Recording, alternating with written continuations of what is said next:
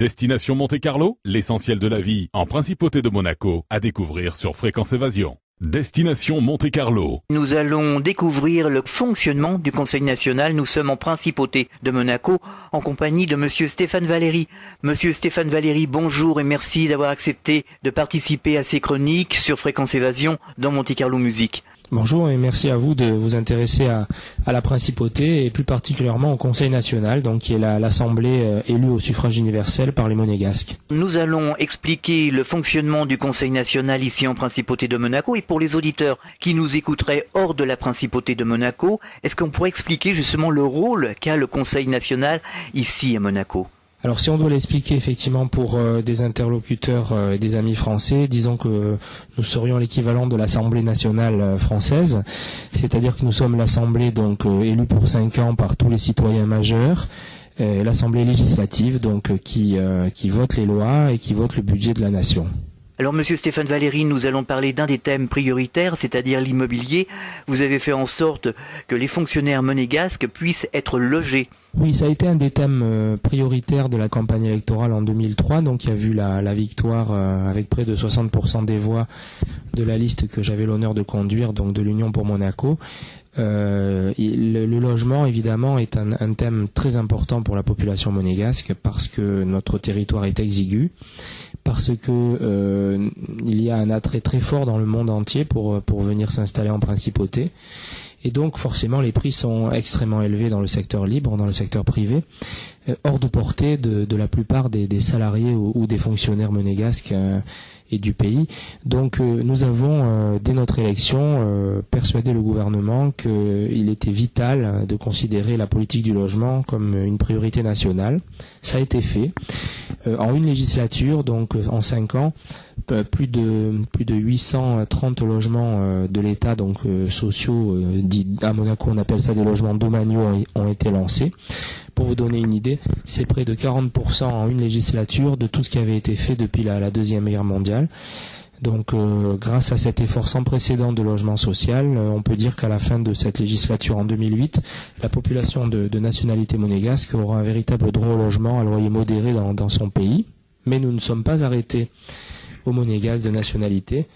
Nous avons aussi entendu l'appel des enfants du pays, c'est-à-dire des gens qui sont nés sur le territoire monégasque, qui ont toujours vécu, mais qui sont français pour la plupart, ou parfois italiens, belges, allemands, anglais, mais surtout français. Et nous avons pour eux modifié la loi sur le secteur ancien d'habitation, car l'ancienne majorité avait voté une loi, la loi 1235, qui prévoyait la libération totale des loyers du secteur ancien, ce qui aurait conduit à l'exode des milliers d'enfants du pays. Donc nous sommes battus et nous avons réussi à convaincre le gouvernement pour changer la loi donc en 2004. Désormais, les loyers dans ce secteur ancien, donc construit avant 1947, sont indexés sur l'inflation seulement, et le locataire a droit à la fin du bail à un renouvellement automatique de son bail. Donc on a aussi agi pour la protection des locataires du pays. Alors il y a jusqu'à 75% du loyer qui est pris en charge justement pour les fonctionnaires. Alors ça va même bien au-delà de ça, c'est pour tous les monégasques, donc fonctionnaires ou salariés ou retraités. On ne met pas, l'État monégasque considère que la dépense normale maximale pour se loger doit être de 20% de ses revenus, et donc l'État peut effectivement peut payer la différence donc entre le loyer réel et la part de revenus donc de 20% maximum que vous devez consacrer à vous loger. Aujourd'hui en Principauté de Monaco, au Conseil national, au gouvernement, quelle est l'actualité concernant l'immobilier ? Et l'actualité, c'est tout d'abord une autre priorité que nous souhaitons satisfaire, c'est de permettre aux Monégasques de devenir propriétaires dans leur pays. Nous nous sommes donc beaucoup battus depuis plusieurs années pour convaincre le gouvernement princier. Vous savez qu'à Monaco, le système, c'est le consensus entre un gouvernement qui est donc nommé par le prince souverain et responsable seulement devant le prince souverain, mais qui est composé de fonctionnaires de carrière, et puis le Conseil national, donc qui est élu, qui est l'Assemblée législative.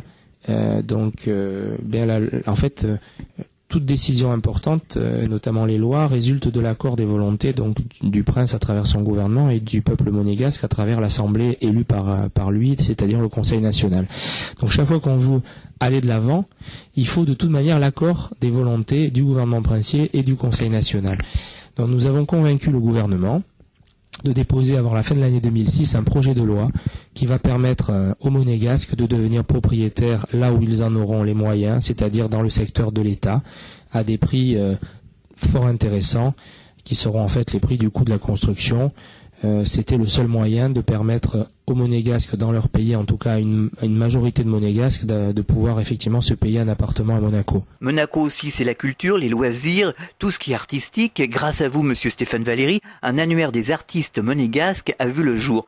Est-ce que vous pourriez nous parler de cet annuaire des artistes monégasques ? Oui, c'était une demande des artistes de Monaco, monégasques et de Monaco, au sens large.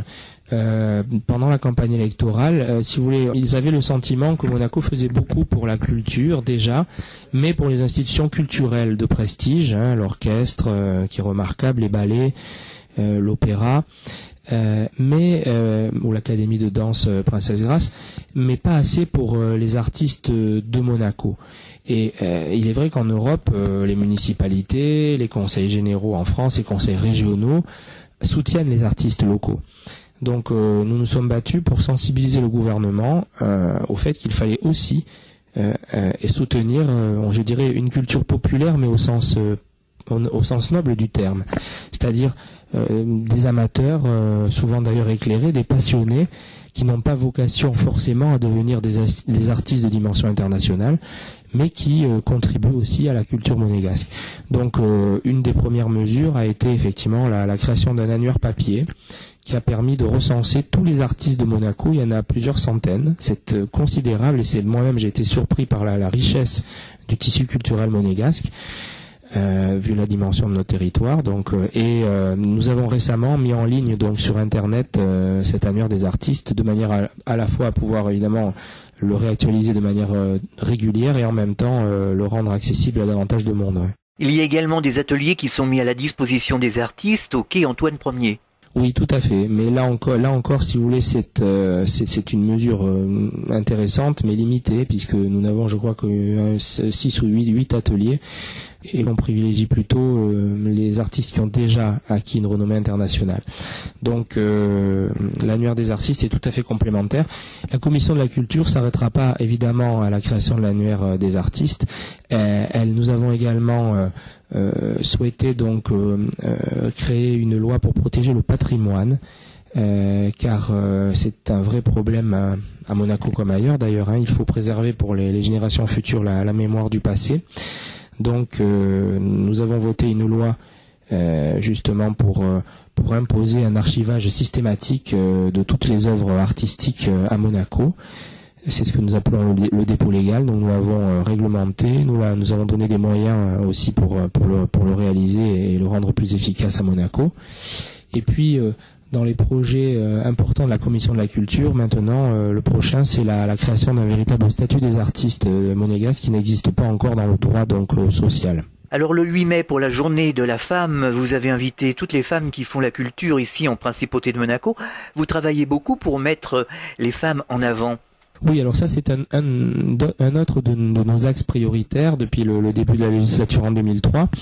D'ailleurs, nous avons créé 2 nouvelles commissions depuis notre élection au sein du Conseil national. La commission de la culture, on vient d'en parler, et on passe maintenant à la commission donc des droits de la femme et de la famille.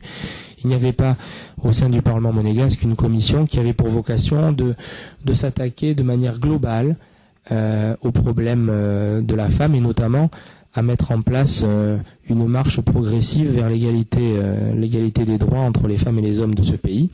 C'est chose faite donc depuis 2003, depuis notre élection. Cette commission a déjà également beaucoup travaillé. Elle a notamment amélioré les conditions de transmission de la nationalité par les mères monégasques.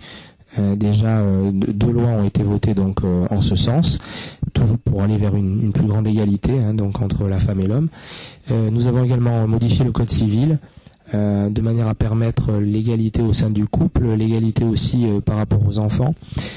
Et donc aujourd'hui nous travaillons activement dans cette commission sur la modernisation de la procédure de divorce, de manière à permettre des divorces non conflictuels et à accélérer les procédures et les délais donc en matière de divorce. En quelques mots, on pourrait parler des droits de la famille, des droits de succession. C'est quelque chose d'important aussi en principauté de Monaco. Oui, Monaco est un pays modèle en matière de politique familiale. Il y a d'ailleurs un taux de natalité très élevé qui est très supérieur à la moyenne européenne à Monaco.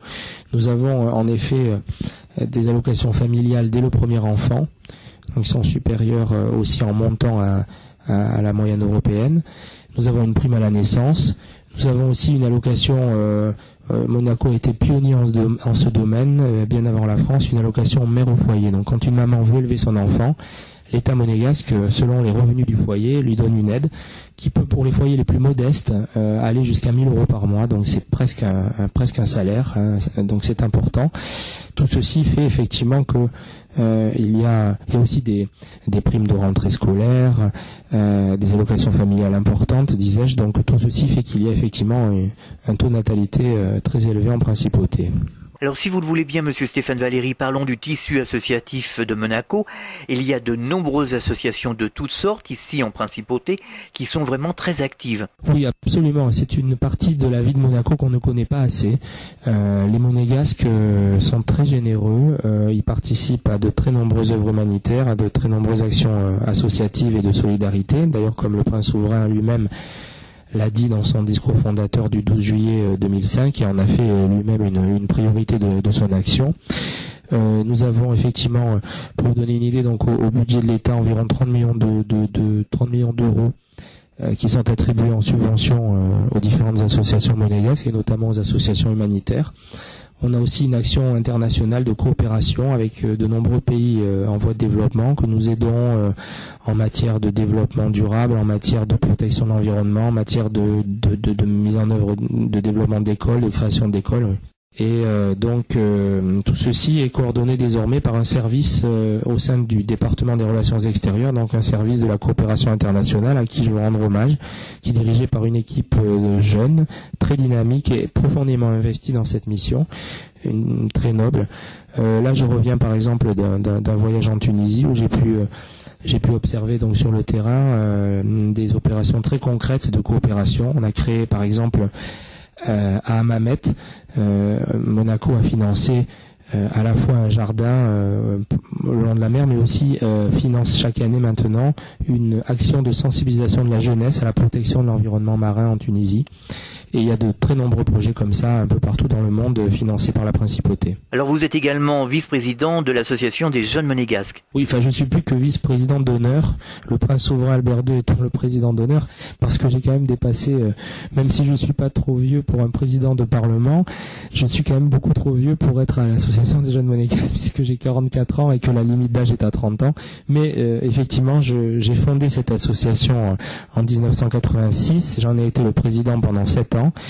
Et donc, lorsque j'ai pris ma retraite, ils ont bien voulu effectivement me nommer vice-président d'honneur. Alors, si vous le voulez bien, Monsieur Stéphane Valéry, nous allons marquer une pause et juste après, nous parlerons justement des associations qui se développent ici à Monaco, notamment de la jeunesse et de la gratuité de certaines choses. On se retrouve dans quelques instants sur Fréquence Évasion. À tout de suite. Réactualisez régulièrement toutes vos applications iPhone et Android sur les sites de Fréquence Évasion Radio et Monte Carlo Azur. fréquenceévasion.com, fréquenceévasion2.com et montecarloazur.com. Destination Monte-Carlo. Nous sommes de retour sur Fréquence Évasion, toujours en principauté de Monaco, toujours au Conseil national, en compagnie de Monsieur Stéphane Valéry. Alors nous parlions des actions, des associations qui s'occupent des jeunes ici en principauté de Monaco. Il y a une association qui a été créée, Jeunes J'écoute. De nombreuses associations s'occupent des jeunes ici en principauté. Notamment, vous offrez la gratuité pour certains spectacles, l'accès à la culture pour les jeunes. C'est quelque chose d'important ici à Monaco. Oui, et puis sous l'impulsion de la MAD et du Conseil national, il y a désormais aussi un très grand concert gratuit annuel avec Énergie. Donc c'était une de nos promesses effectivement lors des élections. Les jeunes se plaignaient effectivement qu'il n'y ait pas un grand concert à Monaco pour eux, donc c'est chose faite sur le port. Il y a aussi une patinoire désormais l'hiver, donc qui est gérée par la mairie de Monaco sur le port de Monaco. Le stade nautique l'été. Absolument, à la place de la piscine, donc du stade nautique l'été. Et puis nous avons un grand projet, donc nous avons désaffecté un terrain public pour ça. qui donc va permettre dans les prochaines années, nous espérons avant la fin de l'année 2008, donc de créer un club des jeunes où seront présents à l'année donc une discothèque à prix tout à fait raisonnable pour la jeunesse de Monaco, mais aussi un bowling à 8 pistes et une patinoire notamment. Donc je crois que ce club des jeunes est très attendu, notamment pour le bowling. Des actions sont menées pour accompagner les jeunes, pour les aider à trouver un logement. C'est quelque chose d'important, c'est une demande de ces jeunes. Les Monégasques en général et les jeunes en particulier qui quittent le foyer familial, paternel et maternel, évidemment sont à la recherche d'un logement à loyer abordable. Donc comme je vous l'ai expliqué tout à l'heure, on a fait beaucoup pour ça. Ils sont, comme dans tous les pays du monde, à la recherche aussi d'un premier emploi quand ils ont terminé leurs études. Et nous avons voulu, à l'initiative du Conseil national, nous avons convaincu le gouvernement princier, c'était en juillet 2005, de créer une prime. Donc, en fait, chaque fois que un jeune monégasque est engagé par une entreprise à Monaco, l'État va payer pendant 2 ans les charges patronales, donc c'est pas négligeable du tout puisque ça représente environ 35% à Monaco du salaire. Donc ceci incontestablement encourage l'embauche des jeunes du pays dans les entreprises locales. Tout ceci passe par des lois évidemment. Alors comment sont adoptées les lois ici à Monaco? Bien, donc à Monaco, la loi repose selon notre constitution sur l'accord des volontés du prince et du peuple monégasque, donc c'est-à-dire en fait du gouvernement princier et du Conseil national élu par les Monégasques. C'est-à-dire que le gouvernement ne peut pas mettre en œuvre une loi si elle n'a pas été votée par la majorité des membres du Conseil national, mais inversement, le Conseil national, qui a une initiative des lois, ne peut pas voter cette loi si le gouvernement ne l'approuve pas. Donc c'est vous dire si l'esprit de nos institutions, c'est la recherche du consensus. Et comme le prince Albert est venu le dire lui-même ici le 23 juin au Conseil national, puisqu'il nous a fait l'honneur de venir prononcer un discours devant l'Assemblée, je crois que chaque fois que, disait le prince, donc chaque fois que le gouvernement princier et le Conseil national font un pas un vers l'autre, chaque fois qu'ils arrivent à trouver un accord, c'est les deux institutions qui sont gagnantes et c'est surtout Monaco et la principauté qui gagnent. Donc c'est dans cet état d'esprit que nous travaillons. Nous sommes un parlement indépendant du gouvernement, mais constructif, donc qui est là pour effectivement trouver avec lui, après un large débat d'idées, les meilleures solutions pour la principauté. Alors la principauté de Monaco a 3 institutions bien séparées. Oui, bien sûr, comme tous les États démocratiques et modernes, la principauté a ces 3 institutions bien séparées, donc indépendantes les unes des autres. Le pouvoir exécutif qui est donc aux mains du gouvernement princier, le pouvoir législatif qui est partagé donc par le prince et le Conseil national, l'Assemblée législative, et les pouvoirs judiciaires, donc qui sont délégués par le prince aux magistrats et aux tribunaux. Pour permettre une plus grande compréhension des décisions de l'administration, une plus grande adhésion de la population à ceux qui gèrent l'administration du pays, nous tenions beaucoup à voter cette loi sur la motivation des actes administratifs négatifs, et donc elle a été votée par notre Conseil national en juin dernier. Désormais, donc, toute décision de l'administration doit être motivée. Cela va permettre à l'administration de mieux préparer ses décisions et puis bien sûr et surtout aux administrés de mieux les comprendre.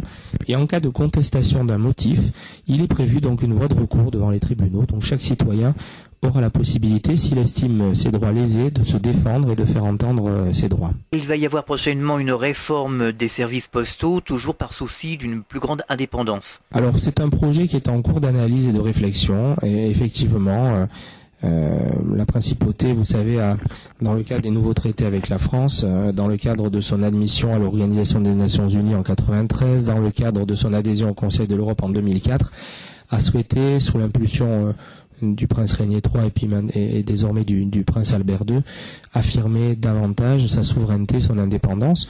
Donc toute mesure qui va dans le sens d'un renforcement de la souveraineté de la principauté est une bonne chose. Donc nous étudions effectivement, mais rien n'est encore décidé, une évolution possible vers une post-monégasque. Alors aujourd'hui, dans le secteur économique, quelle est la force de la principauté ? Bien, la force de la principauté, de son économie, c'est sa diversité. Sous l'impulsion du prince Régnier III, depuis les années 50, Monaco s'est beaucoup développé dans différents domaines. On est bien loin du temps où Monaco ne dépendait que du luxe des jeux, des casinos et des hôtels de luxe. Pour vous dire, il représente aujourd'hui 3% de l'économie totale, donc Monaco s'est beaucoup diversifié. La place financière est très importante avec près de 14-15% de l'activité. Mais ce qu'on sait beaucoup moins, c'est que les industries représentent près de 10% du chiffre d'affaires de la principauté. Nous avons effectivement des industries de pointe en matière de pharmacie, donc de pharmacologie, en matière de plasturgie. Et ça, c'est très peu connu en matière de cosmétique aussi. Et puis donc bien sûr les services tiennent la part la plus importante, notamment avec le commerce de gros et de détail qui représente près de 40%. Notamment dans ce secteur se trouvent les sociétés d'import-export, donc près de 40% de l'activité de Monaco. Quand on parle économie ici à Monaco, ça veut également dire écologie, et vous avez acheté des véhicules électriques ici au Conseil national. Voilà, nous avons acheté effectivement des véhicules électriques pour nos personnels. Il y a une très forte volonté ici à Monaco de préserver l'environnement, et c'est l'un des chevals de bataille du prince souverain. Oui, c'est une des priorités du prince souverain et qu'il a bien indiqué dans le cadre du début de son règne. Je crois que c'est un choix personnel du prince souverain qui a toujours été extrêmement sensible à la défense de l'environnement. Vous savez qu'il a d'ailleurs donné de sa personne récemment en allant jusqu'au pôle pour sensibiliser l'opinion à la défense de l'environnement et au réchauffement de la planète. Monaco, effectivement, fait déjà beaucoup, mais Monaco va faire encore plus. Et par exemple, si on pense à la fondation donc vient de créer le prince souverain, la fondation Albert II, elle va très concrètement, avec des moyens financiers importants, soutenir un certain nombre de projets pour protéger l'environnement de notre planète. Il y a aussi dans les projets d'extension territoriale en mer cette grande préoccupation de défense de l'environnement, de protection des coraux, de la réserve marine, d'un habitat aussi relativement peu élevé, donc puisqu'on n'ira pas plus que R+11, des immeubles de 11 étages maximum.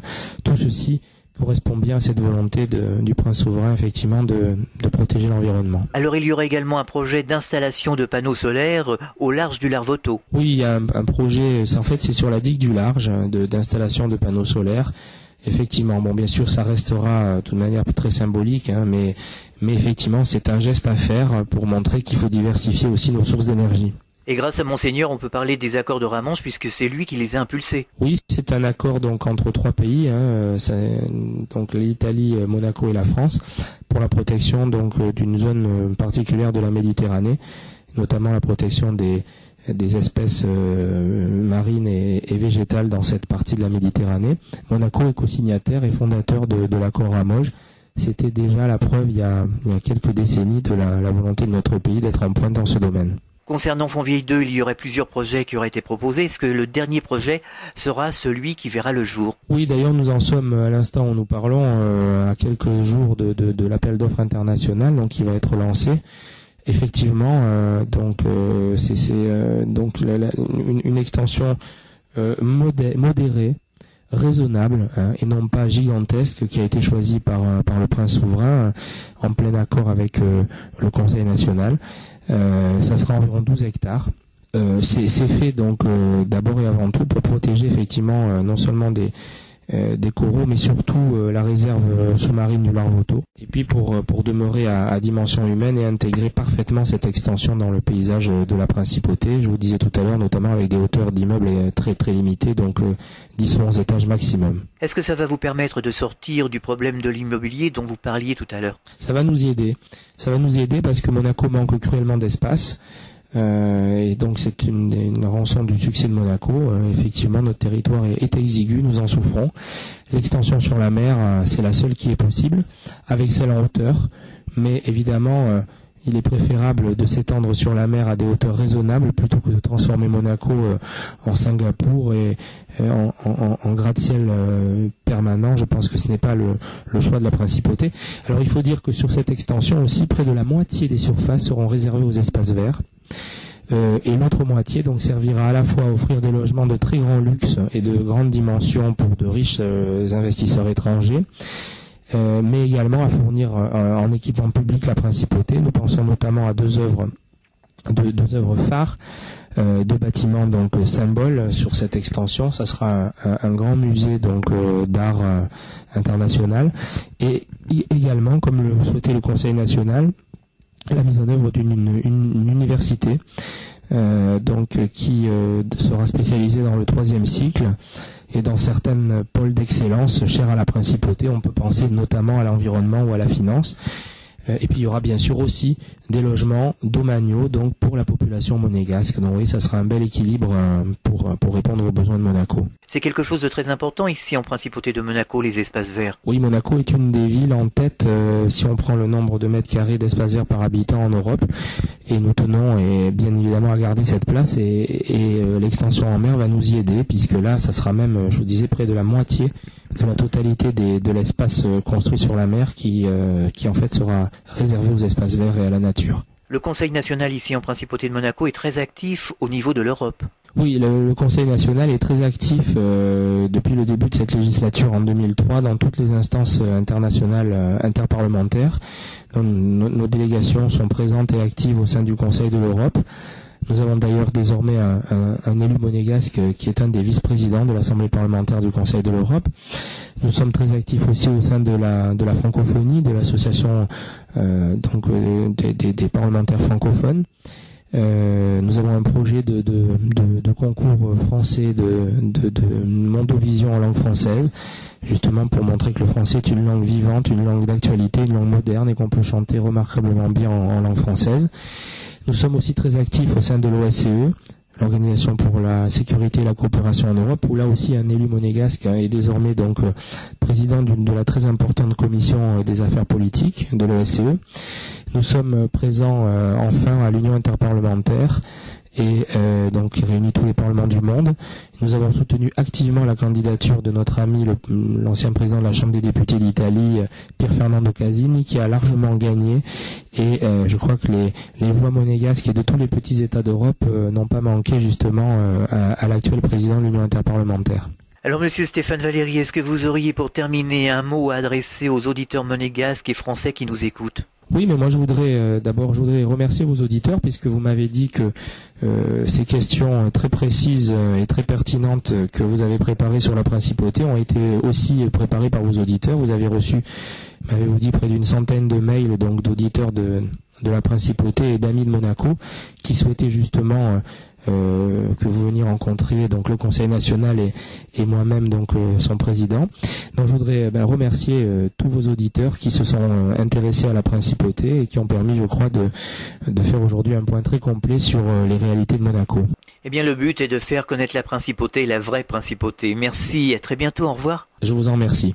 Destination Monte-Carlo, l'essentiel de la vie en principauté de Monaco, à découvrir sur Fréquence Évasion.